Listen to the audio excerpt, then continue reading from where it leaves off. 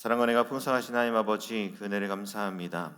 오늘도 우리 이 새벽 기도의 자리에 우리를 불러주시고 하루의 첫 시간에 기도하며 시작하게 하여 주심에 참으로 감사합니다.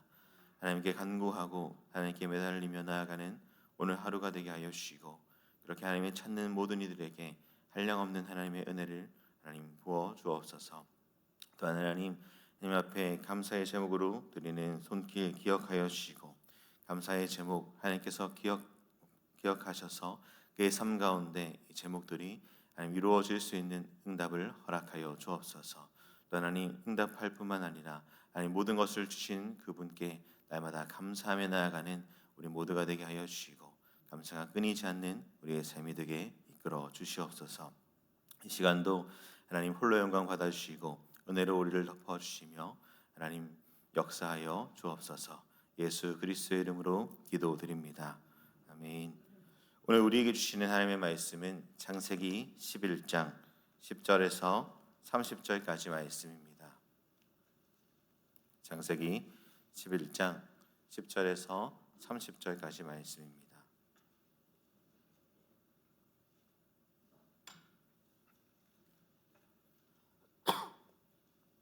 한 절씩 교독하시겠습니다. 셈의 족보는 이러하니라. 셈은 100세 곧 홍수 후 2년에 아르박삿을 낳고,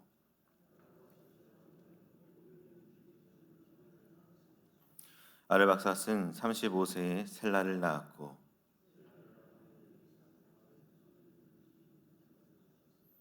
셀라는 30세에 에벨을 낳았고,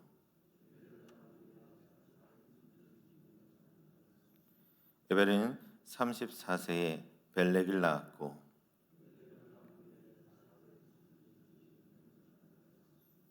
벨렉은 30세에 르우를 낳았고, 르우는 32세에 스룩을 낳았고,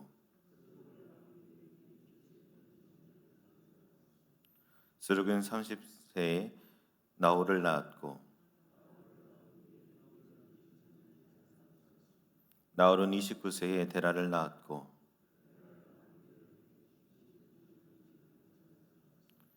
데라는 70세에 아브람과 나홀과 하란을 낳았더라.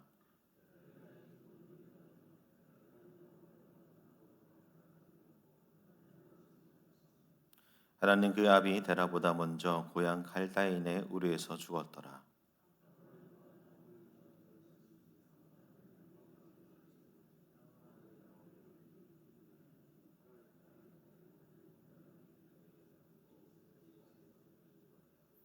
함께 보시겠습니다. 사례는 임신하지 못함으로 자식이 없었더라. 아멘. 사랑하는 성도 여러분, 오늘 새벽 기도회 가운데 하나님의 은혜가 가득하기를 주님의 이름으로 축복합니다. 오늘 우리가 함께 볼 하나님의 말씀은 창세기 11장 10절부터 30절까지 말씀이죠. 이 말씀은 역시 족보로 기록된 말씀이라서 우리가 쉽게 그냥 지나쳐 버릴 수 있는 말씀입니다.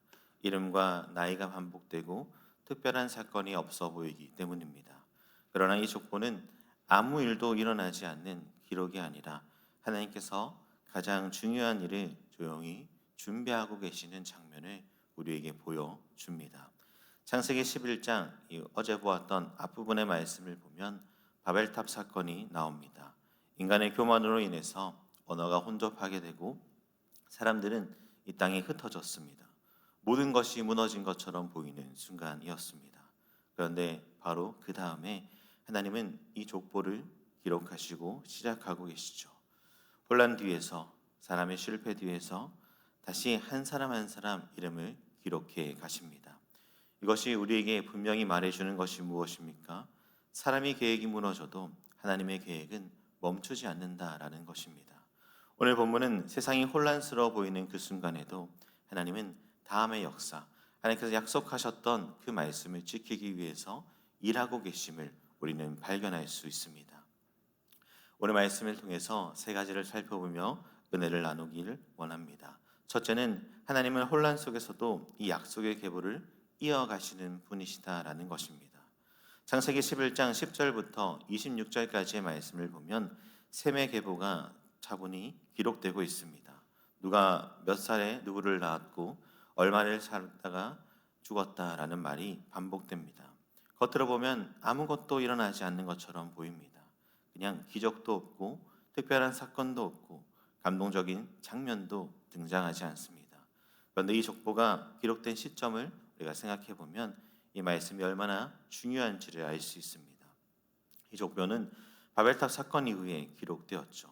인간의 교만으로 인해서 하나님께서 심판하신 이후에 하나님은 세상이 혼란스러워지고 질서가 무너진 것처럼 보이는 그때에 하나님은 일하신다라는 것입니다. 하나님은 사람은 흩으셨지만 하나님의 약속은 흩어지지 않았다라는 것을 이 본문을 통해서 보여주시는 것이죠.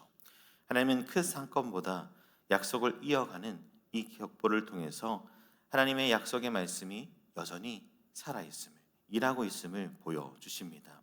사람의 계획은 바벨탑에서 멈추어 버렸지만 하나님의 계획은 계속 이어지는 것입니다.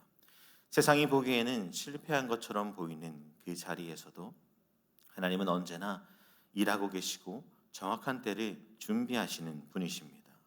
이 족보에는 화려한 업적이 나오지도 않고 위대한 인물도 등장하지 않습니다.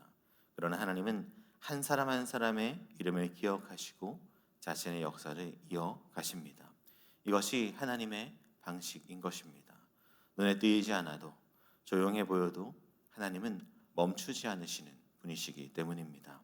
사랑하는 성도 여러분, 우리의 삶도 이와 비슷할 때가 많이 있습니다. 큰 변화가 없는 것 같고 하나님이 일하시는 것 같이 느껴지지 않을 때가 있는 것이죠. 그러나 오늘 본문은 분명하게 말씀해 줍니다. 아무 일도 없는 것처럼 보이는 그 시간에도 하나님께서 준비하시고 우리의 삶에 향한 그 역사를 이루어가고 계시는 분이시다라고 말입니다. 그러므로 눈에 보이는 상황에 낙심하기보다 지금도 신실하게 하나님 주신 약속을 이루어 가시는 하나님을 신뢰하며 살아가는 우리 모두가 되기를 주님의 이름으로 축복합니다. 둘째는 하나님은 한 사람을 통해서 새로운 역사를 시작하신다라는 것입니다. 창세기 11장 26절에 이르러서 보면 계속 이어지던 족보의 흐름이 잠시 멈추게 되죠. 성경은 이렇게 말합니다. 데라는 70세에 아브람과 나홀과 하란을 낳았더라라고 말입니다. 지금까지는 여러 이름이 비슷한 방식으로 나열되고 기록되어 있었는데 이제 한 가정, 한 사람에게 그 이야기가 집중되고 있습니다. 바로 그 사람이 아브람인 것이죠. 이 시점에서 아브람은 아직 아무것도 보여준 것이 없습니다. 그냥 이름만 등장할 뿐입니다. 믿음의 조상이란 말도 없고 부르심을 받았다라는 기록도 없고 그저 족보에 등장하는 평범한 한 사람의 이름입니다. 그런데 하나님은 이 사람을 중심으로 다음 역사를 준비하십니다. 마치 우리가 앞에서 살펴보았던 노아를 통해서 역사를 준비해 가셨던 것처럼 오늘 이 아브람을 통해서도 하나님은 역사를 준비해 가시는 것입니다. 이것이 하나님의 방법인 것입니다. 사람이 준비되어 다음에 부르시는 것이 아니라 부르심 속에서 하나님은 만들어 가시는 분이십니다. 어쩌면 하나님은 지금도 우리의 삶 속에서 아무 일도 일어나지 않은 것처럼 보이는 그 순간에서 우리의 삶의 다음을 준비하고 계시는 분이심을 우리는 보아야 할 것입니다. 지금 우리의 모습이 연약해 보여도 아직 아무것도 이룬 것이 없어 보일지라도 하나님은 한 사람을 통해서 우리 한 사람을 통해 역사를 시작하시고 이끌어 가시는 분이십니다. 아브라함의 출발은 결코 안정적인 출발이 아니었습니다. 그가 살던 곳은 우리였고 우상 숭배가 가득했던 땅이었습니다. 환경적으로 보아도 믿음의 조상이 나오기에는 전혀 어울리지 않는 그런 환경이었습니다. 그러나 하나님은 그런 환경을 문제 삼지 않으십니다. 하나님은 조건을 보시기보다 하나님의 계획을 따라서 한 사람을 선택하십니다. 이 사실이 우리에게 큰 위로함으로 다가옵니다. 하나님은 우리가 준비되었기에 부르시는 분이 아니라 부르심 속에서 우리를 만들어 가시는 분이시기 때문입니다. 우리가 보기에는 평범하게 흘러가는 이 하루도 특별할 것 없는 인생처럼 보이는 우리의 삶도 하나님은 그 자리에서 계획하시고 준비하시고 이끌어 가시는 분이십니다. 그러므로 우리의 삶을 바라볼 때에 하나님의 신실하신 손길이 우리의 삶에 여전히 있음을 기억하시고 우리를 만들어 사용하시는, 만들어 하나님의 뜻 가운데 나아가게 하시는 하나님을 붙들고 오늘도 살아내시는 저와 여러분들이 되기를 주님의 이름으로 축복합니다. 마지막 셋째는 하나님의 약속은 인간의 한계를 넘어서 이루어진다라는 것입니다.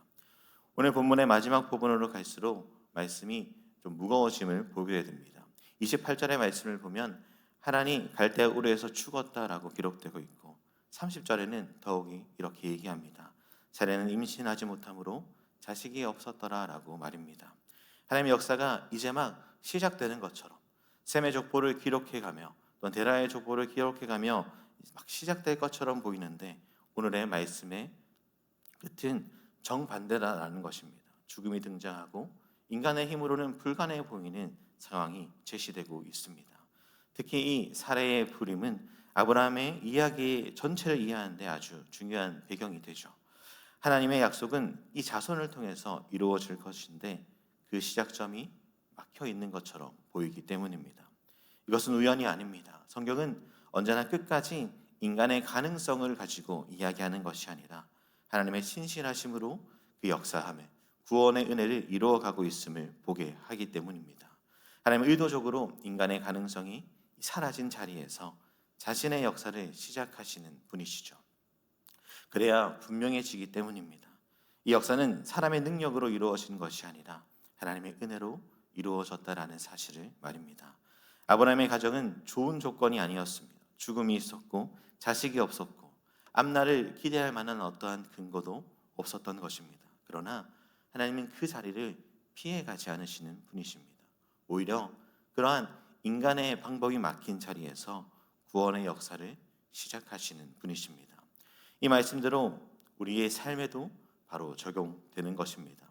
우리의 삶도 막혀있는 것처럼 보이는 자리들이 있습니다. 아무리 애써도 열리지 않는 것처럼 보이는 곳이 있고 기도를 해도 달라지지 않는 것처럼 보이는 그런 문제들이 있습니다. 그러나 오늘 말씀은 분명하게 우리에게 말씀해 줍니다. 하나님의 약속은 우리의 한계에 멈춰 있지 않다라고 말입니다. 사람의 눈으로는 끝처럼 보이는 그 순간에서 하나님은 일하시고 만들어 가시고 이루시는 분이십니다. 불가능한처럼 보이는 상황 속에서도 언제나 하나님은 신실하게 약속을 이루어 가시는 분이시죠. 그러므로 지금 나의 한계를 바라보며 낙심하기보다 좌절하기보다 하나님께서 여전히 나의 막혀있는 상황을 뛰어넘어 우리의 한계를 넘어 일하실 분이심을 알고 오늘 말씀처럼 우리가 앞으로 이어질 이야기를 아는 것처럼 우리의 삶에도 하나님께서 역사하시고 일하실 그것을 믿고 바라보며 한 걸음 한 걸음 믿음으로 나아가시는 저와 여러분들이 되기를 주님의 이름으로 축복합니다. 말씀을 읽겠습니다. 사랑하는 성도 여러분, 오늘 우리는 창세기 11장 10절에서 30절까지의 말씀을 통해 이 혼란의 시대에도 계속 멈추지 않는 하나님의 역사하심을 살펴보았습니다. 바벨탑 이후에 사람들은 흩어졌고 세상은 어지러워 보였지만 하나님은 조용히 자신의 약속을 이어가시는 분이십니다. 사람의 계획은 무너진 것처럼 보이고 다 끝난 것처럼 보이는 그때에도 하나님은 계획하심은 결코 무너지지 않고 이어지고 있음을 보여줍니다. 눈에 띄는 사건이 없어 보여도 하나님은 한 사람 한 사람을 통해서 다음 역사를 준비하는 분이시죠. 오늘 보았던 이 아브라함의 시작도 평범해 보였고 그의 가정은 연약해 보였고 현실은 결코 하나님의 계보를 이어가기에 적당하지 않은 것처럼 보였습니다. 하지만 그 모든 것을 뛰어넘어서 하나님은 일하시는 분이십니다. 그것은 우리의 삶도 마찬가지입니다. 지금의 현실이 막막해 보이고 아무것도 일어나는 것처럼 없는 것 같은 그렇게 느껴지는 순간일지라도 하나님은 오늘도 우리를 은혜로 살아가게 하시고 한 걸음 한 걸음 내딛게 하셔서 언젠가 하나님의 뜻 가운데 우리를 서게 하실 분이시다라는 것입니다. 그렇기에 하루하루 믿음을 가지고 주님과 동행하며 주님과 함께 나아가는 저와 여러분들이 되어 마지막 그 영광스러운 날에 함께 영광을 누리시는 저와 여러분들이 되기를 주님의 이름으로 축복합니다. 기도드리겠습니다.